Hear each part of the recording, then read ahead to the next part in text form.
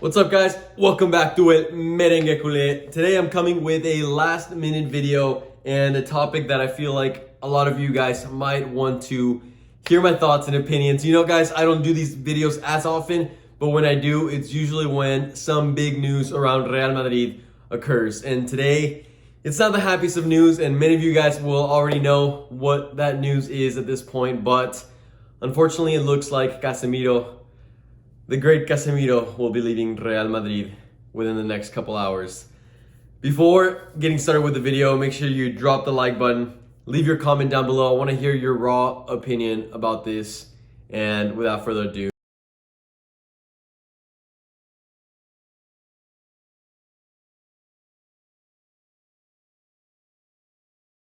alright guys, let me just give you a quick run through of my day. I've been at school all day, and over the course of the last, I don't know, maybe 10 hours, I started getting notifications. Obviously, we had already heard of the rumors about Casemiro, and honestly, those rumors actually made sense to me in a sense.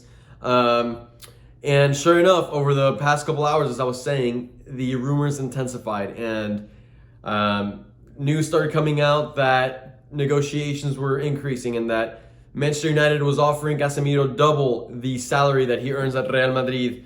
They were offering Real Madrid somewhere between 60 to 80 million euros, which is a good amount, guys. And obviously, we're going to talk about all the pros and cons within the next couple minutes of this video. But the offer almost kind of looked unreal, you know? Like, I mean, I personally, like, obviously, I love Casemiro. I think he's been one of our best players in the past, almost like 8 years now.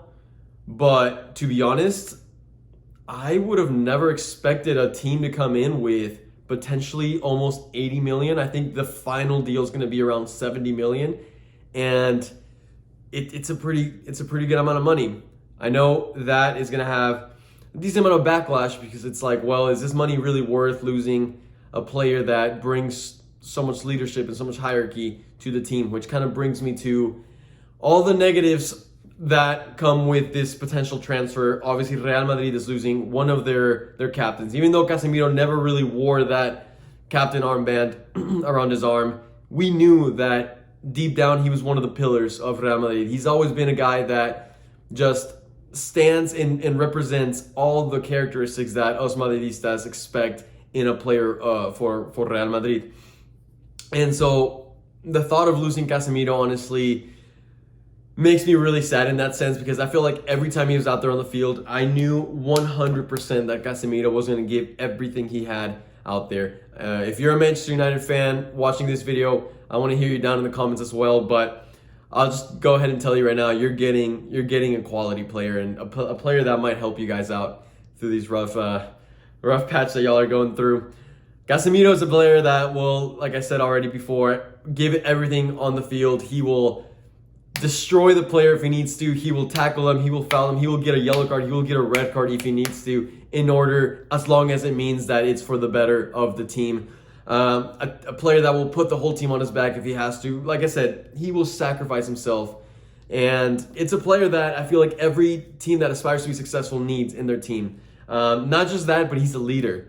Casemiro always kept the team together, the locker room together, and I think that's been one of the key foundations to all of Real Madrid's success in the past 8 years, having so many players that have those qualities. Modric, Cruz, Courtois, Benzema, all these players that really had their head on the ground and really knew how to carry a team to success via their leadership and kind of keeping a calm mind. So Casemiro will definitely bring a lot of leadership to Manchester United, which is, I think, something that they really, really need. I haven't kind of gone to the positives about this sale yet, but I've honestly been really nostalgic, because as you guys are going to see over the course of the next minutes, I am actually kind of pro for this sale. And I know many of you guys are going to not like that, but I genuinely do believe that it is the right next step. I felt like Real Madrid's decisions over the past couple of years a lot of them have been tough, but have been bold ones and have been correct decisions.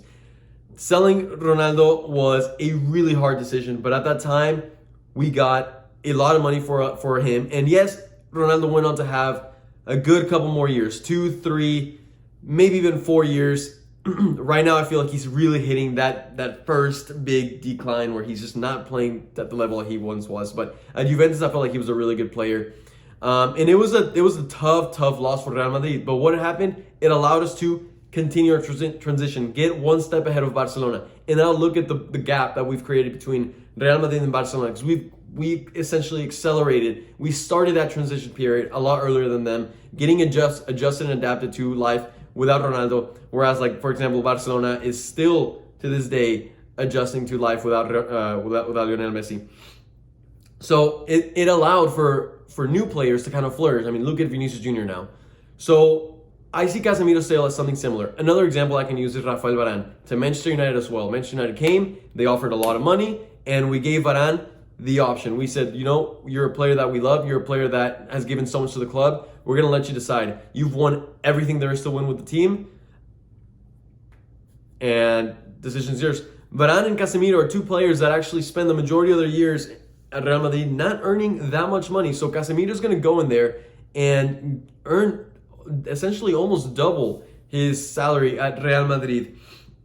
Not just that, but we're letting him go at a pretty good age. 30 years old. He's already given us probably, and this is my sincere opinion, I think 75% of Casemiro's best games have already been played at Real Madrid. And Manchester United will really only get 25% of those games, if at all, maybe 20%. And we're selling them for a big amount of money, guys. 70 million. Let's just say that it's 70 million because that's what most rumors are saying. I think Manchester United offered 60, Real Madrid wanted 80, and I think they met in the middle at 70 million. It's a lot of money. Let's put it into perspective. We brought in Camavinga for 30 million and Tchouaméni for around 80, 85. That's about 110 million. And if we get 70 for Casemiro, the difference between those two is about 30 to 40 million. And that'll be one of the biggest transitions because this will now allow Tchouaméni and Camavinga to really have spots just for themselves. I mean, Tchouaméni instantly becomes a starter. And we already kind of expected Tchouaméni, a player that we paid so much money, to have a big role this season. Well, now this just says, you know what? We're putting all our eggs in that basket. Tchouaméni, we're giving you the keys to the club, quote unquote. I know that's not exactly what that means, but we're giving you that confidence that you need to now take it to the next level, which is exactly the step that we took with Varane. Exactly the step that we took with Vinicius Jr. that allowed him to prosper, and now look at the player he is. And likewise, the same exact steps that we took with Militao, and now look where he is. It just is, as sad as it is, and as much as it hurts, it's the correct next step. And I know it's going to hurt a lot of us, and it hurts me because this kind of brings it back to what I explained earlier about nostalgic feelings. Literally all of today, ever since I started seeing those news grow about Casemiro leaving, I've been thinking about all the times, and sure, I keep seeing pictures of him, holding trophies and all that, and I can't help to think that the fact that he's really leaving in the best possible way for the club. He's leaving through the big door. He literally played his last final for Real Madrid, and he didn't just win it, but he literally was the man of the match, the MVP of that final. He got a trophy for it, a trophy he will never forget, a trophy that, honestly, a lot of us Madridistas, I kind of had a feeling that Casemiro was getting close to his final days at Real Madrid because of the moves that the team was making. It just kind of seemed the correct next step. And then honestly, Manchester United only came here to facilitate things.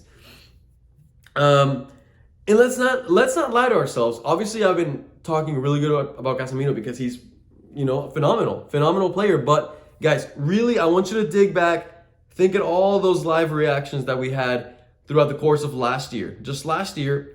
And think about how many times I would actually get a little bit frustrated at Casemiro, a little bit pissed here and there, because sometimes he would play too slow, sometimes he was sloppy on the ball, whether he had the ball, sometimes he was a bit poor with his decision making in terms of going in a little too hard for certain tackles and actually just fouling the crap out of the player, picking up a couple yellow cards that maybe could have been avoided. Likewise, I know he had many phenomenal games.